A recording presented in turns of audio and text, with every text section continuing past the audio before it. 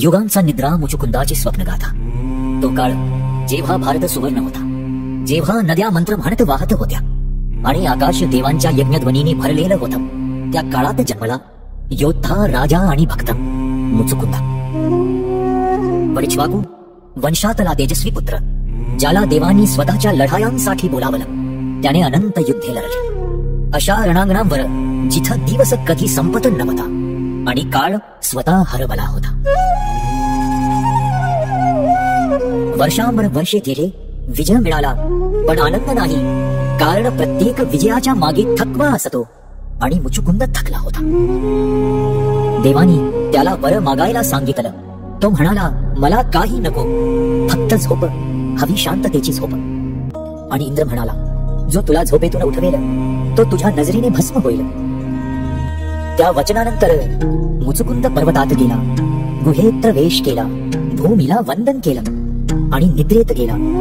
काळाच्या पलीकडे तो झोपला, न पराभवाने तर श्रद्धेने। शतक गेली, साम्राज्ये आली आणि गेली, पण मुचुकुंद शांत झोपला होता पृथ्वीच्या अंतःकरणात। आणि मग आला काळायवन, अहंकारी, अजय, निर्दयी। कृष्णाने त्याला युद्ध न करता जिंकायचं ठरवलं आणि त्याला त्या गुहेत नेलं जिथं काळ झोपलेला होता। काळीला आग आला, अंधारात त्याला दिसला एक तेजस्वी पुरुष।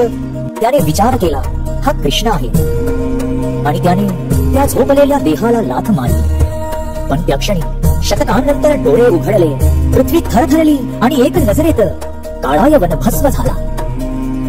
मुचुकुंद जागा झाला, काळ हरवला होता, पण त्याचा आत्मा तेजस्वी होता। कृष्ण त्याच्या समोर उभा होता, सौम्य स्मितहास्य करीत। तुझा निद्रा संपला, कृष्ण म्हणाला, आता जागा हो स्वतः मध्ये।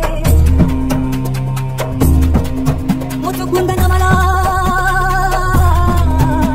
त्याने तलवार नाही उचलली, तर शांततेचा मार्ग निवडला।